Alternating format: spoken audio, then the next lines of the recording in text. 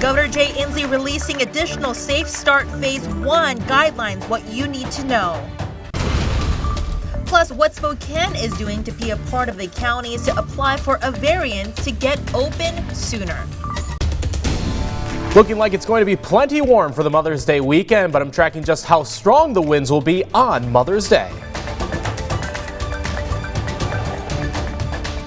We're just disappointed that we worked so hard on this, and then now we got approved for the waiver, and it's really meaningless.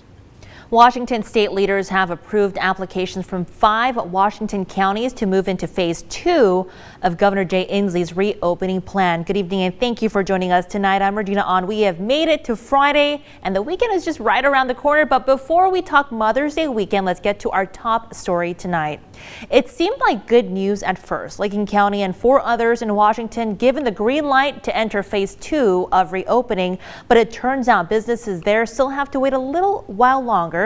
Our political reporter Casey Decker explains why.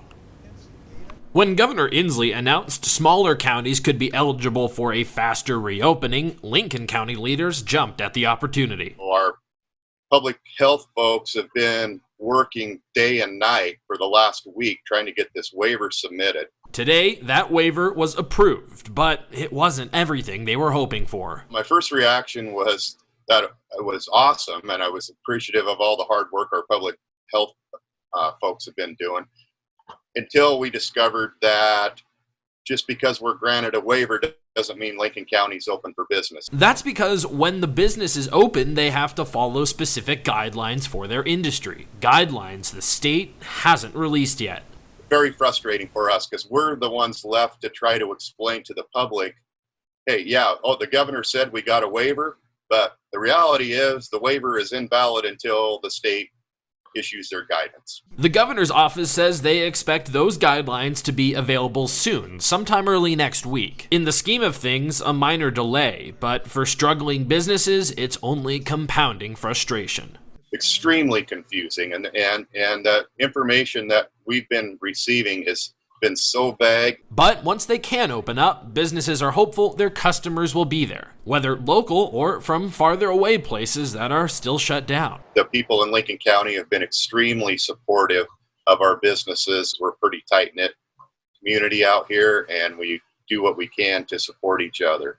Do you think there would be any sort of influx of people from Spokane County coming to these businesses to maybe get a haircut or something like that in Lincoln County? I don't know. Well, I think most of our businesses would welcome all the business they can get. So hopefully that happens. Casey Decker, KREM 2 News. Meanwhile, a petition to reopen local businesses in Spokane now has more than 5,000 signatures and it's counting. The petition is simply put to reopen Spokane. It's already gained a ton of traction and has caught the attention of Mayor Woodward. Well, that's definitely a conversation I've had with people who have called my office, and they are very concerned. Under the petition, there's 5 main points that argue why Spokane is ready to open things back up. Among those is a plea that businesses are going bankrupt. My hope was to give the opportunity for these business owners that are taking such a hard hit, an opportunity for their voice to be heard. Bonnie Quinn owns a business herself, and she's been the driving force behind this new petition. The goal is to get 7,500 signatures. The petition is also asking for those that are compromised to take responsibility for their health as restrictions begin to ease. New data reveals there is a major drop in the number of people staying home. More than a dozen states announced partial reopening between April 23rd and May 1st. During this time, the social distancing index dropped by 12 points nationwide. That's the metric used to measure compliance with guidelines. The study is being conducted through the Maryland Transportation Institute. They're monitoring location data from mobile devices to identify travel patterns of individuals. Researchers found that people are responding to partial reopenings by making more trips across the board. Well, time is running out to get your stimulus check through direct deposit. Otherwise, you may have to wait weeks for a check in the mail. The deadline to sign up for direct deposit is noon on Wednesday, May 13th.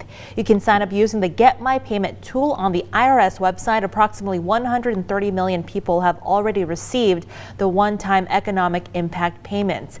But millions are still waiting for their money. The IRS says they will assist in preparing millions of paper checks after Wednesday for delivery in late May and into June. Well, let's get to our other top story today. 4 veterans at the Spokane Veterans Home have recovered from the coronavirus. That was certainly welcoming news for staffers and veterans alike. The State Department of Veterans Affairs says they will have to test negative again, however, and remain in quarantine for another 14 days as a precaution. Yesterday, a 6th person died from the coronavirus battle. The outbreak started at the facility nearly a month ago. And campgrounds in Idaho are set to reopen by May 30th. The Idaho Panhandle National Forest is working to get the developed campgrounds by the end of the month. Day use sites reopen on May 11th. This includes the Kalispell Boat Launch day use site as well as a Sinclair Lake fishing site. For more information on Idaho reopening, head to our website, KREM.com, or you can download our app, our mobile app, for real-time updates.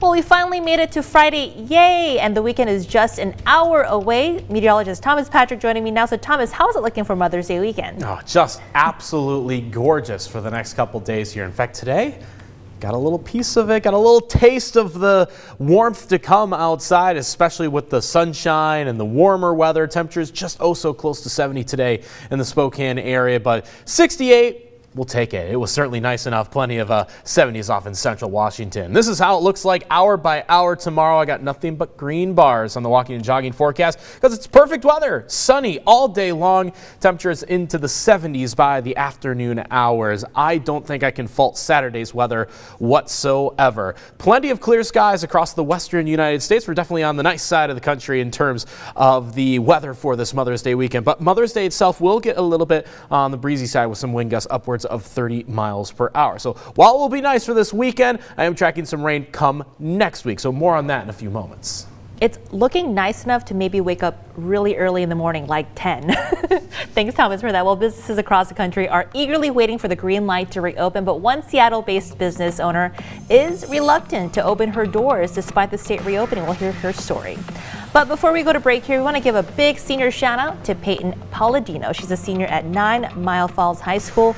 We wish you nothing but the best as you finish off your senior year. And you can keep sending in your photos. We love giving you a shout out. Text 2020 to 509-448-2000 and we'll send you a submission link.